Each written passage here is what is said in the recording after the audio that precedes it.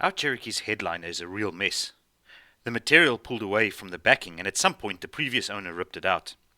This left the foam backing that has since dried up with age. Every time anything rubs against the dried up foam, it rains down disgusting chunks of foam. We've decided it's time to do something about it. Many people might choose to reupholster the headliner. I'm really concerned that the glue used to hold the material to the headliner is not going to hold up to the high heat, just like the original glue didn't do. So what I've decided to do is to Raptorline my headliner. The first thing that we're going to do is remove our safety belts. In order to do that, you need a T50 Torx bit, and you're going to unscrew these two fasteners. One on that side, and one on this side.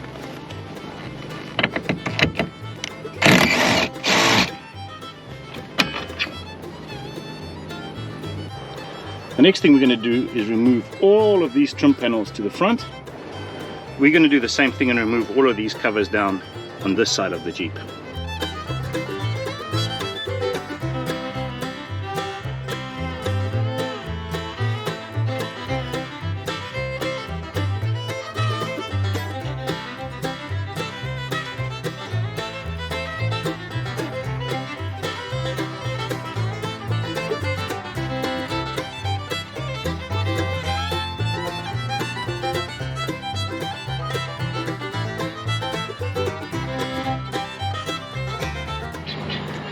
I've installed modified speakers, so my screws for my speakers go through my headliner panel. So I'm going to need to remove my speakers on both sides.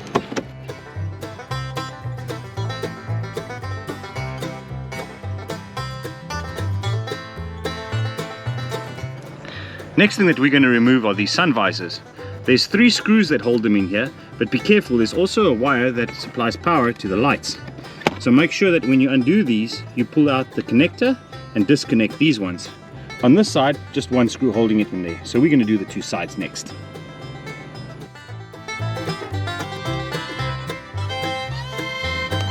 Alright, so to undo this connector, you need to remove this tab from the little tang that's underneath it. The easiest way is to slip a screwdriver underneath there and then just pop this out. Like that.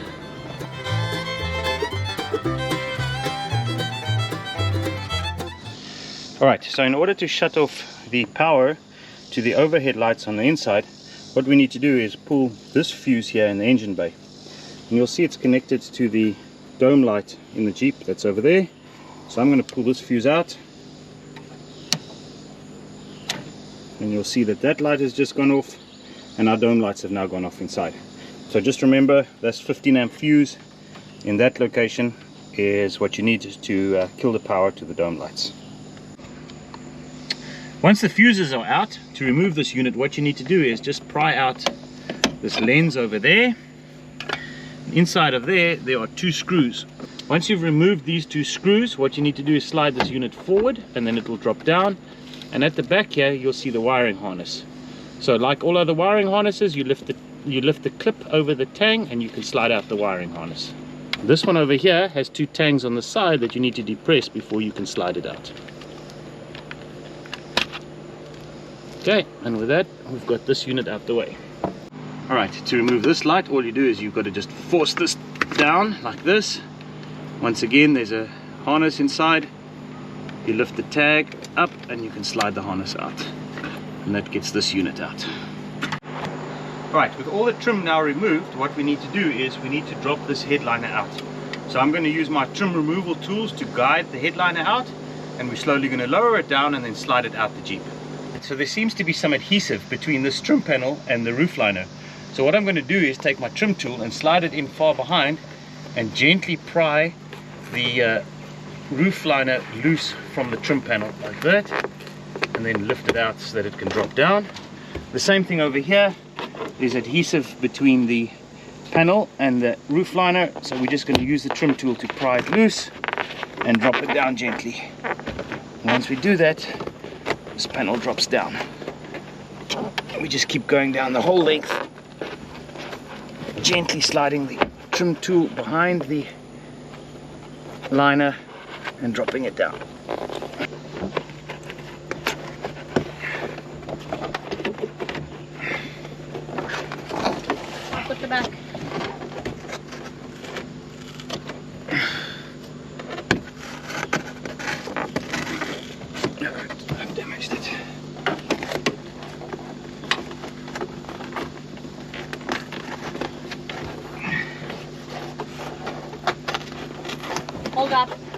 here, I'm rubbing. Sorry, pal. Sit back here, it's rubbing a little bit. Alright. Have you seen a bit of poo, maybe? Yeah.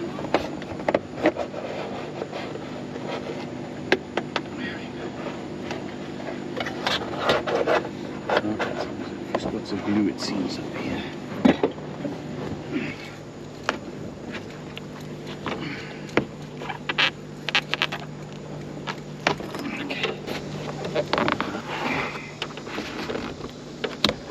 There you go, that's something.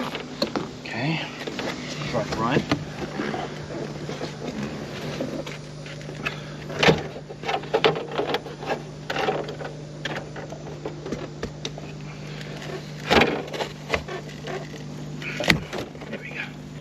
Alright, so we've got the whole roof panel loose now. What we're going to do now is just drop it down and slide it out backwards. Wait.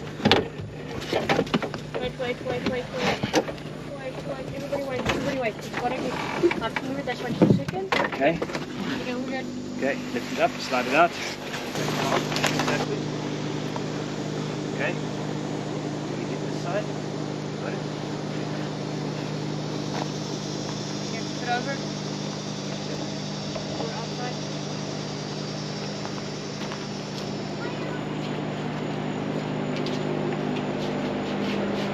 Okay. Alright, so there we have the roof liner out. What we're going to do next is we're going to take all of this and we're going to rub all of this over here, over the whole headliner to clean this whole thing up and remove all of this foam so that we can prepare the fiberglass for painting.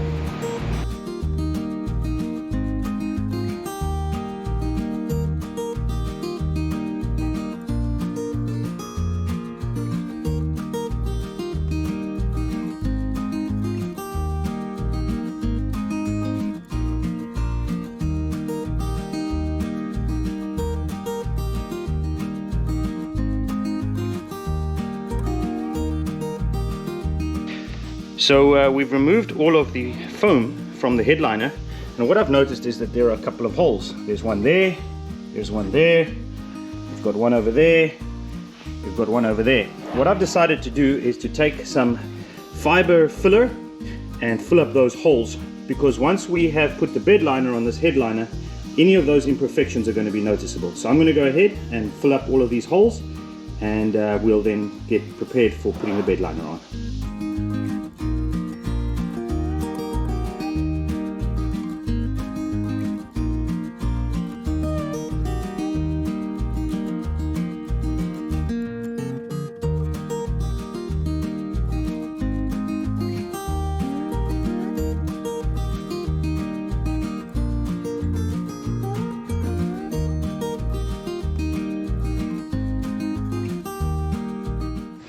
Alright, so we've decided to paint the headliner with this light grey color. I like a light grey color and not a dark color.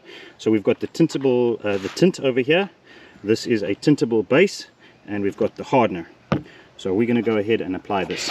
I strongly recommend that before you add your hardener and your tint to your liner, that you actually go through the motions and pretend that you're doing it. I'll tell you why. The first time I used Raptorliner to paint my Jeep XJ's bumper, I grabbed my gun, I mixed my hardener into the liner itself, screwed it onto the gun, only to find that I had not added the connector for my air hose. So my suggestion is that you actually connect up all your equipment and go through the motions as if you were going to do it. Here is my plan of what I'm going to do. Is I'm going to open the hardener, I'm going to add it to the Raptorliner, I'm going to open this packet of tint. How am I going to open this tint? Well, I'm probably going to need to have a scissors. Once I'm finished, I'm going to need to use some acetone. So here's the acetone to clean the gun out. How are we going to open the top of the acetone? I need to have a screwdriver here as well. So I've practiced going through the entire motions of what I'm going to need to do. So I'm fairly confident I have everything I need to do this job. So one critical piece of equipment is this pressure regulator. It regulates the air pressure to your paint gun. Now, Raptorliner is sensitive to the pressure at which you apply it. The higher the pressure, the more even and flat it is. So I'd like something similar to my Jeep XJ's bumper. and we painted this Jeep XJ's bumper at 80 psi, so I'm going to aim for the same pressure, and I've set this regulator to 80 psi.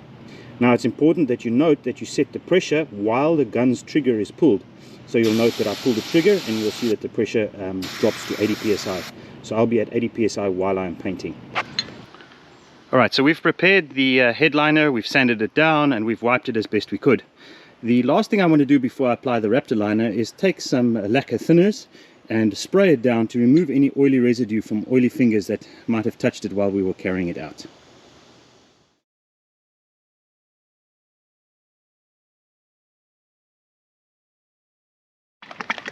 Alright, so here we go. First thing we're going to do is open there, and we're going to cut the end off this tint and pour it in.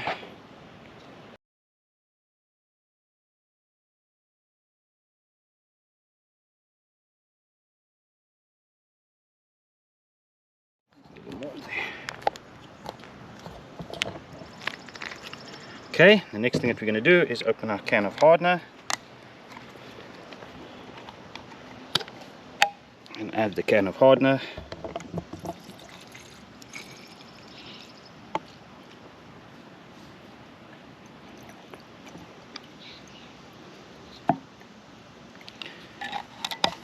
Then we're going to stick the lid back on and we're going to shake it for 2 minutes.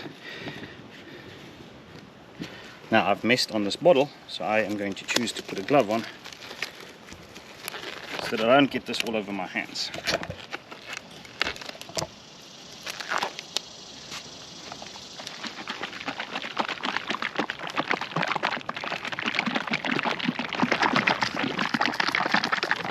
Alright, so it's well shaken.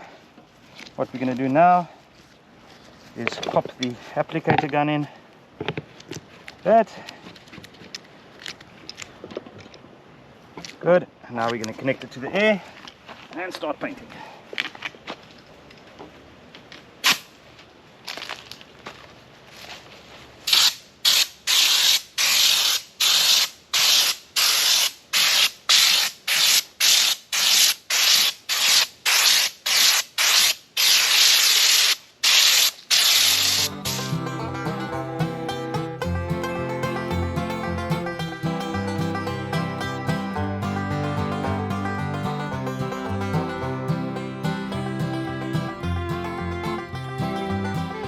Right, so after the first coat, you can see we missed a little bit of damage on the headliner there, which has stood out, and at a few places it would seem that it's not adhering really well.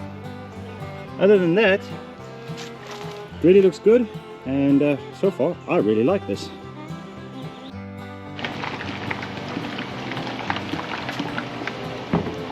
Right, we've shaken this for 2 minutes, so we're ready to start our second coat.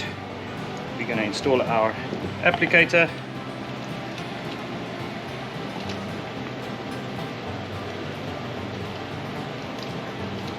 Now what's happened is that we have an imminent rainstorm coming, so we have decided to move our whole operation back into the garage for our second coat. We applied the second coat using strokes perpendicular to the first coat. Once done, we let the headliner cure overnight. Alright, so we've just put the second coat on. I'm not quite happy with the results. There's a few little spots like there and there where the bedliner hasn't completely laid down. It's almost as if there's air bubbles underneath. So if you are going to do this, I recommend you get some fiberglass resin and just do a coat of resin over the entire headliner before you spray the bedliner. I think that is going to give you slightly better results than what I got. In general, I don't think it's bad at all. A few spots that I would like to improve though.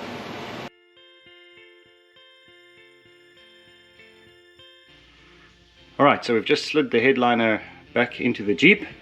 What we're going to do now is make sure all the wires and connectors are in the right locations, and then we'll lift it up and start reassembly. Right, so we've got the headliner into its position now. So what we're going to start doing is starting from the front and working backwards. We're going to install all the trim panels that come back on, move backwards on that side, and move backwards on this side. And we'll join you once that's done.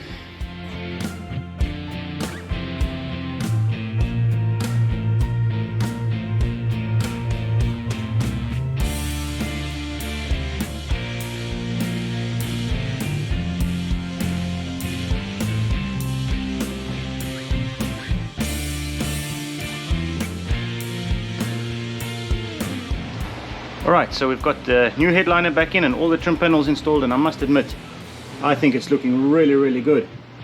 I really like the way it's come out.